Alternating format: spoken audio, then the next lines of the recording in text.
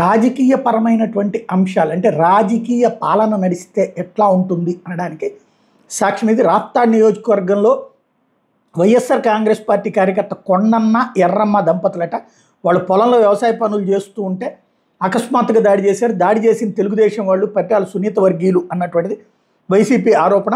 పొలంలో వ్యవసాయ పనులు చేస్తుండగా ఈ దాడి చేశారని. ఎందుకు ఈ దాడి జరిగిందంటే ఆ భూమి వివాదంలో ఉందంట. భూమి వివాదంలో ఉండగా మీరొచ్చి పనులు ఎలా చేస్తారంటూ దౌర్జన్యం చేశారంటూ చివరికి గాయపడ్డటువంటి మహిళ ఆసుపత్రిలో చికిత్స పొందుతూ వాంగ్మూలం ఇచ్చింది.